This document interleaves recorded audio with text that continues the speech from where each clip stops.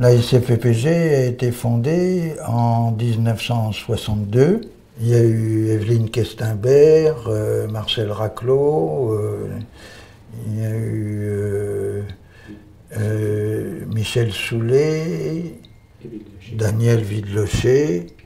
C'est Didier Anzieux qui a donné une dimension groupale, parce que les Bovici avaient beaucoup fait pour faire un psychodrame individuel. Donc c'était plus du travail thérapeutique en groupe, je pense, que du travail analytique de groupe. On a failli passer un peu sous la coupe d'une formation foulquienne. J'ai eu tendance à mettre un terme à cela et à chercher plutôt à avoir des relations avec eux d'une façon, je dirais, de rapport entre des sociétés scientifiques, que de leur demander de faire notre propre formation, qui avait déjà pris un certain tournant différent de l'orientation foulquienne en France, notamment avec une influence quand même de Bion, et aussi avec le démarrage de ce qui s'est appelé à l'époque, surtout les thérapies familiales, analytiques, et le développement du psychodrame. C'est-à-dire, ça a été les deux points d'appui, je pense, de la société. J'ai beaucoup mis l'accent sur ces rapports avec des praticiens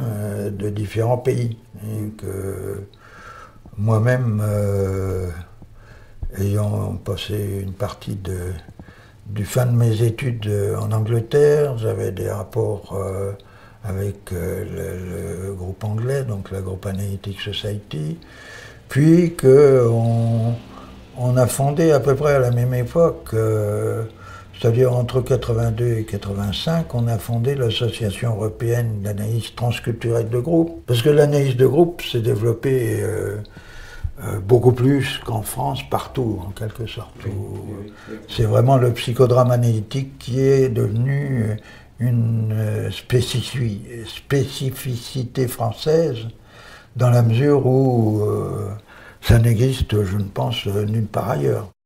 On a pensé à cette époque-là qu'il serait bon d'avoir une revue. Au bout d'un certain temps, de Cherf et Caillot nous ont annoncé que finalement, ils préféraient fonder leur propre revue, Groupo, et que donc l'idée de la revue de la SFPG était tombée à l'eau.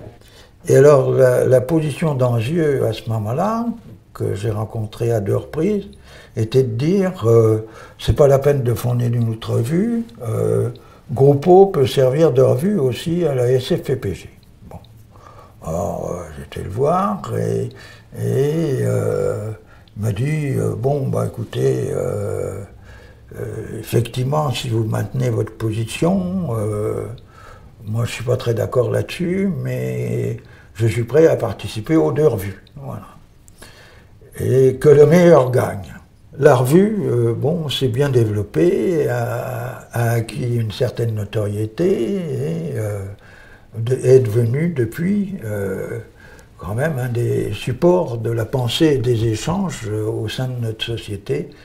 Au sein de la SFPG coexistaient des groupes qui étaient des appartenances à des associations différentes, qui avaient une influence souterraine en fait et conflictuelle, mais sans que les choses se traitent au niveau des différentes chapelles qui pouvaient être présentes.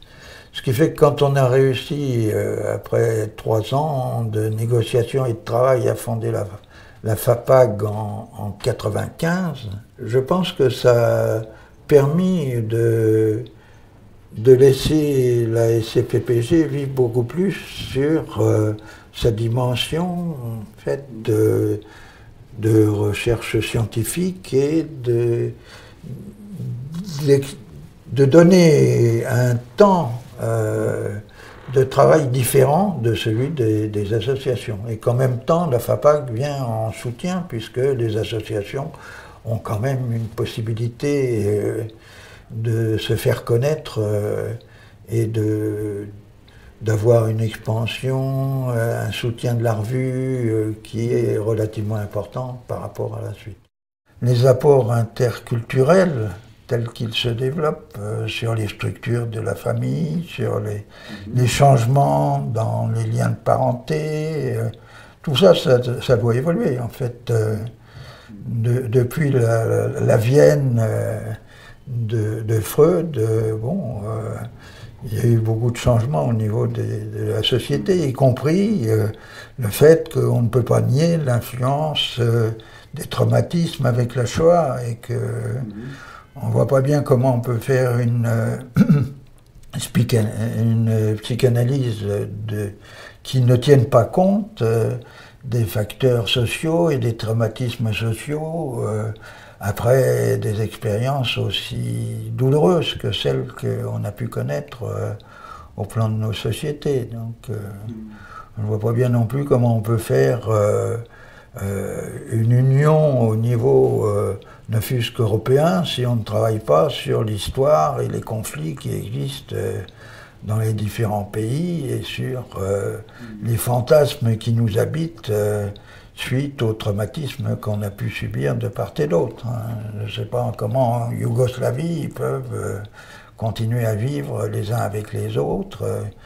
Et nous, quand on a fait les travaux d'analyse transculturelle, on a retrouvé l'histoire de l'Europe, l'histoire du nazisme, des traumatismes vécus dans les familles, des disparitions, de l'horreur de jeunes Allemands qui découvrent que éventuellement une partie de leur famille était des notables nazis. Je veux dire, c'est des choses qui sont passées sous silence, et c'est l'héritage du silence en fait qui devient très nocif par rapport au devenir de nos sociétés, quoi.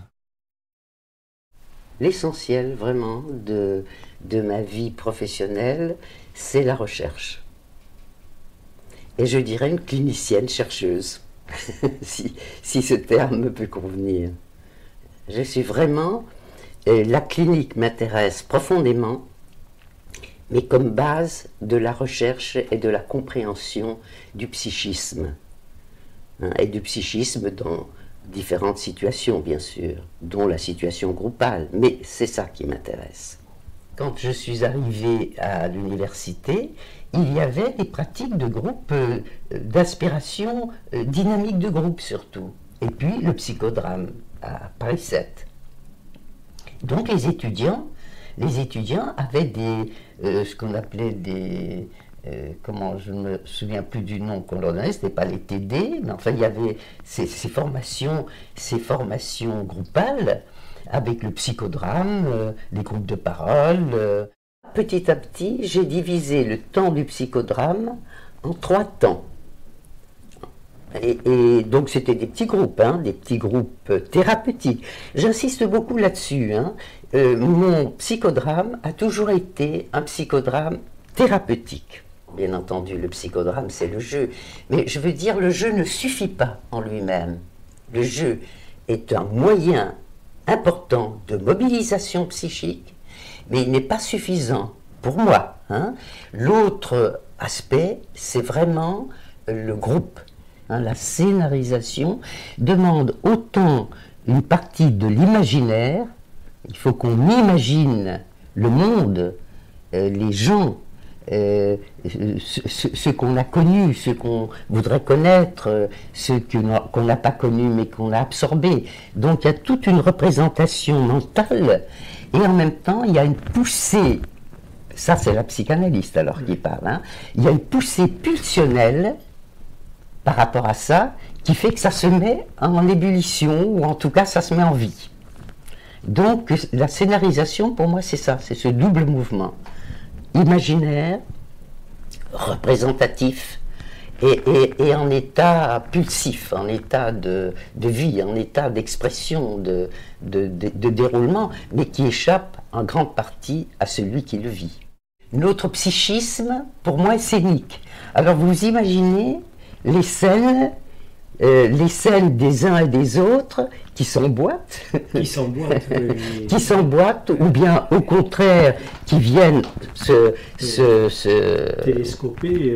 télescoper violemment, oui. ou vous voyez, donc c'est pour ça que c'est si important. Mais les personnes ne savent pas toujours quel est l'endroit de la complémentarité ou de l'emboîtement ou bien quels sont les endroits qui justement les dérangent. C'est vraiment cette articulation-là qui maintenir la diversité pour que chacun puisse trouver le lieu de son expression, mais en même temps qu'on puisse échanger sur des choses fondamentales, sur quoi on s'appuie. On a beaucoup importé le groupe dans les institutions pour faciliter les stratégies, je veux dire des entreprises. Il y avait des groupes de pensée pour faire travailler comme ça, pour qu'il y ait un consensus de travail. Donc il y a eu aussi la flambée, le groupe va permettre quelque chose qui n'était pas toujours très clair. Quelle était cette stratégie? Pour favoriser qui? Pour favoriser quoi? Je ne suis pas sûr que la pensée sur la finalité était claire. Oui. Mais je pense que c'était très fort. Là. On espérait transformer les entreprises pour qui? Bon, je laisse les questions en suspens. Donc là, c'était très valorisé, peut-être trop valorisé, pas assez pensé. Et puis d'un autre côté, dans les institutions de soins, on les utilisait souvent parce que ça coûtait moins cher, économique. Oui, de mettre ensemble 10 personnes au lieu de faire des thérapies individuelles, c'était économique. Alors je trouve que, vous voyez, c'était plus on s'appuyait beaucoup plus sur des propriétés groupales, périphériques, mais pas sur le fond. Alors, si une pensée manque, un jour, ça s'effondre. Au moment où j'ai été présidente, j'ai succédé à Pierre Privat. Dans cette société, les membres qui en faisaient partie étaient essentiellement des psychologues, des psychiatres, qui avaient en quelque sorte préalablement fait un travail de groupe, qui avaient vécu des expériences de groupe et qui de ce fait-là n'étaient pas désorientés par la situation de groupe lorsqu'ils souhaitaient faire de cette situation un espace thérapeutique. Pour la création de la Fédération des associations de thérapie de groupe était quelque chose qui permettait de délester, je dirais, la SFPG d'un problème important qui était celui de la formation. On sait combien la question de la formation a été à l'origine de scissions dans les sociétés. Et là, nous étions effectivement dans des conflits entre des membres de la SFPG qui étaient eux-mêmes engagés dans des associations de formation. Il y a des thérapeutes familiaux, il y a des thérapeutes de la relaxation qui utilisent la relaxation, il y a des thérapeutes, des musicothérapeutes, j'en oublie, j'espère qu'ils ne m'en voudront pas de les oublier, des analystes de groupe, des psychodramatistes, etc. Donc des personnes qui utilisent des techniques différentes pour faire des thérapies de groupe. À un moment donné, il a beaucoup été question de est-ce qu'il faut considérer les thérapies de couple comme une thérapie de groupe. Du côté lacanien, par exemple, le groupe n'a pas tellement droit de citer, et n'intéresse pas, est perçu comme quelque chose qui doit rester marginal. L'analyse de groupe, c'est pour moi l'espace privilégié d'exercice de la psychanalyse, au même titre, je dirais, que l'exercice de la cure. À différencier tout de même de la psychanalyse en groupe qui se pratiquait avec des patients psychotiques qu'ils avaient en groupe, il y en avait 5-6. Dans le groupe était une psychanalyse en groupe, c'est-à-dire que chaque patient s'adressait aux analystes et qu'il n'y avait pas d'échange de groupe. Donc c'était une situation de groupe mais qui n'utilisait pas la dimension groupale. Ceux qui pratiquent les groupes à médiation véritablement en sont parfaitement conscients. Il ne s'agit pas de faire de la peinture ensemble ou de faire de l'écriture ensemble ou de faire un atelier de quoi que ce soit. Ça n'est pas l'objet, la technique qui est importante, c'est ce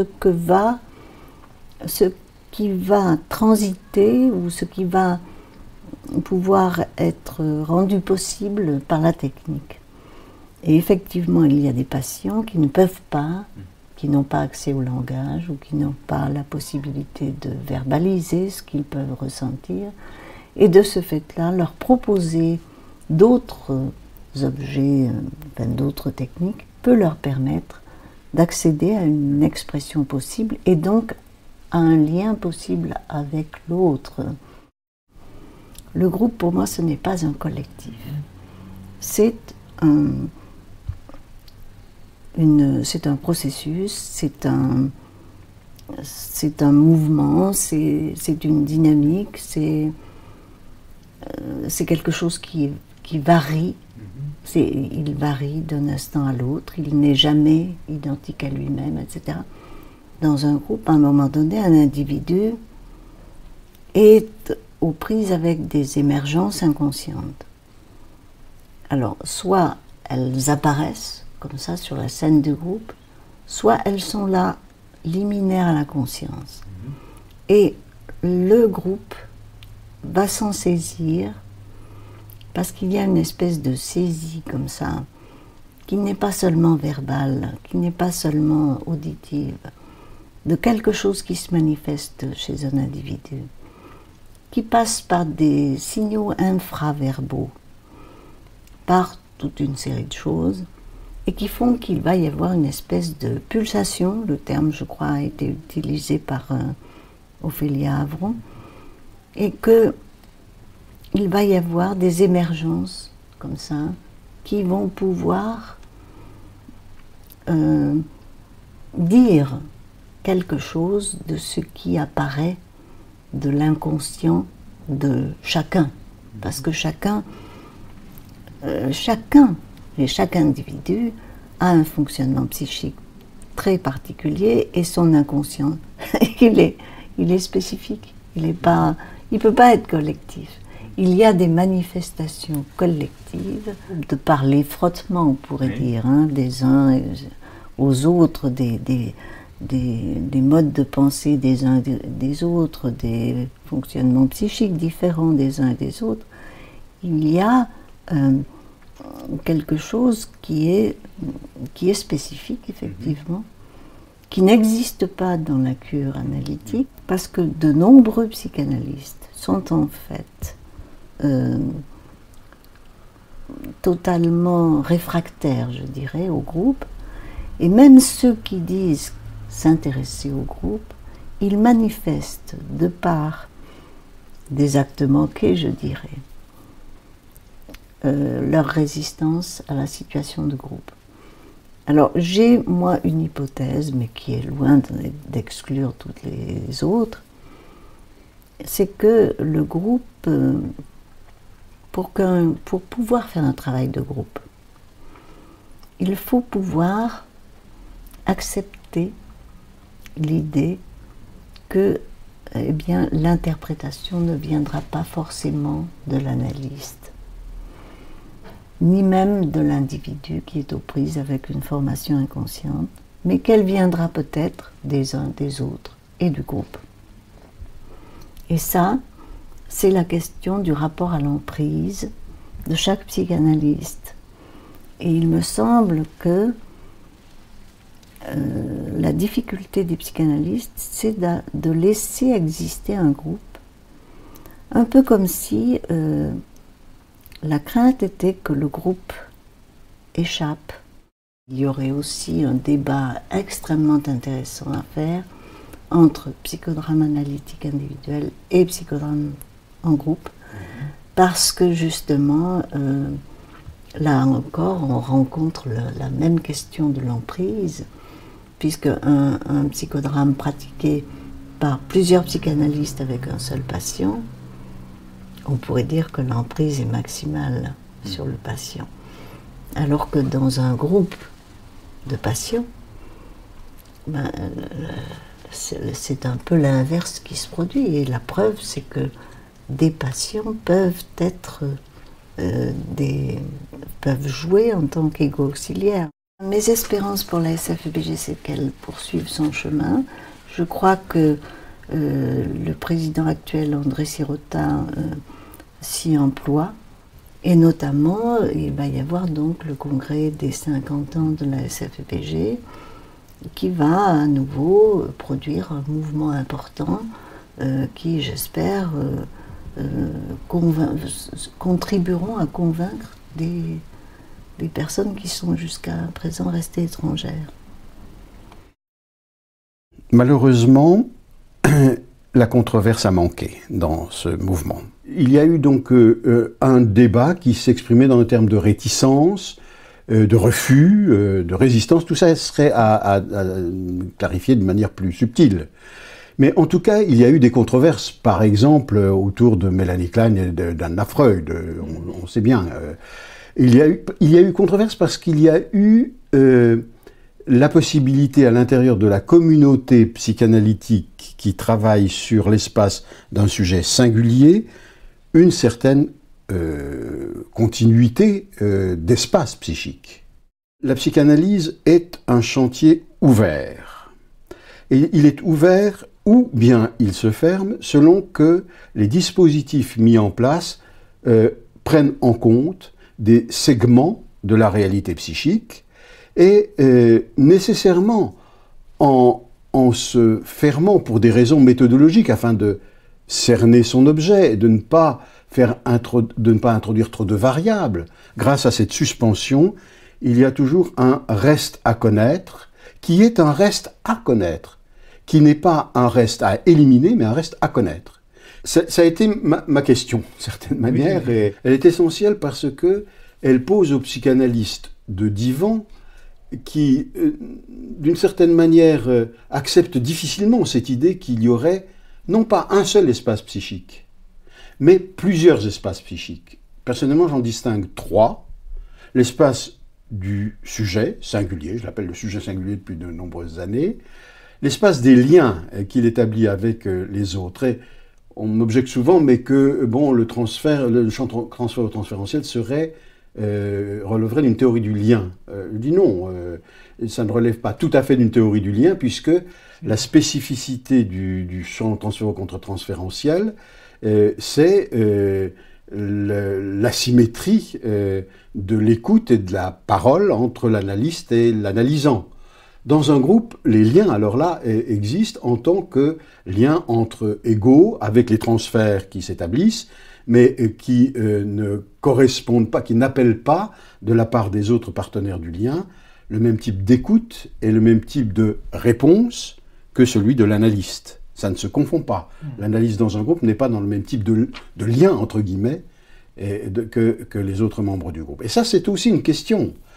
Si l'analyste n'est plus le seul objet du transfert, mais si le transfert a plusieurs objets, comme Bejarano l'a montré, c'est-à-dire le groupe, les membres du groupe, l'analyste ou les analystes quand on travaille à plusieurs, et puis le hors-groupe, à ce moment-là, nous avons à penser quelle est la nature du transféré dans ces différents lieux.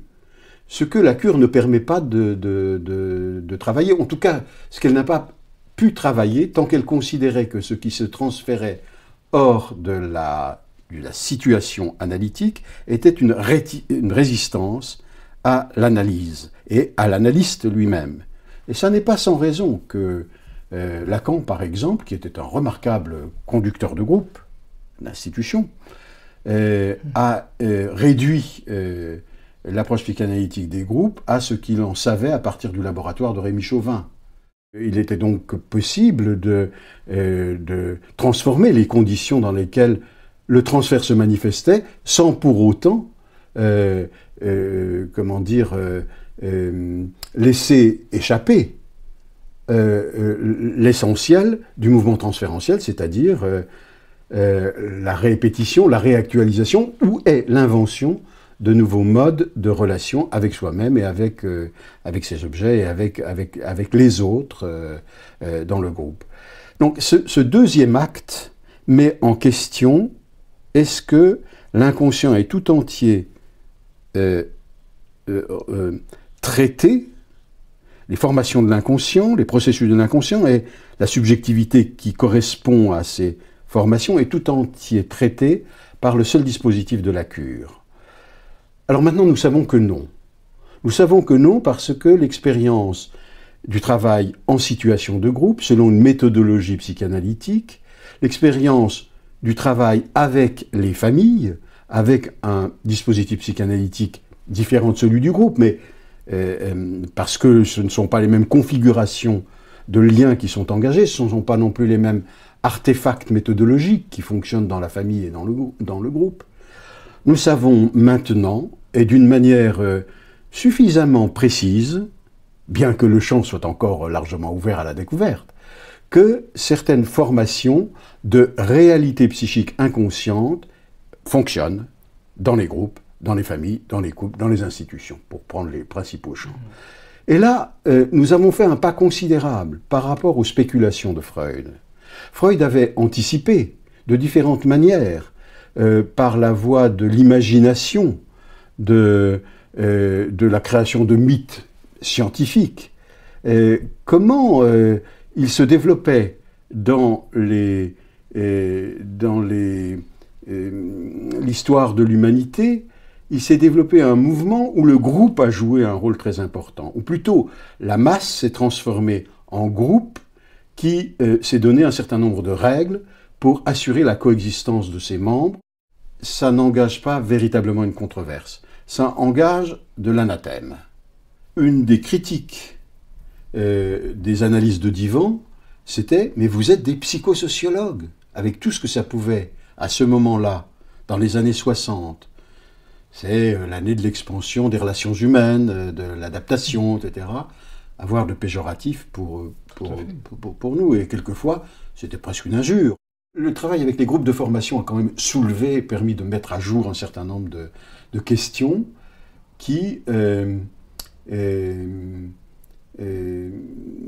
intéressent l'histoire de la scission des mouvements psychanalytiques. Mais le travail sur les processus qui sont en jeu dans la formation, je trouve qu'on ne les aborde pas suffisamment, et notamment sur ce qui concerne la réponse que nous donnons à l'affiliation, ou à ce que Jean-Claude Rouchy appelle le désir d'appartenance.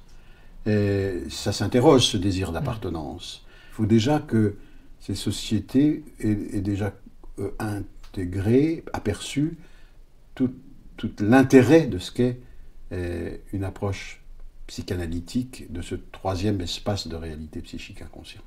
Les sociétés, elles aussi, dépérissent parce qu'elles n'auront plus, de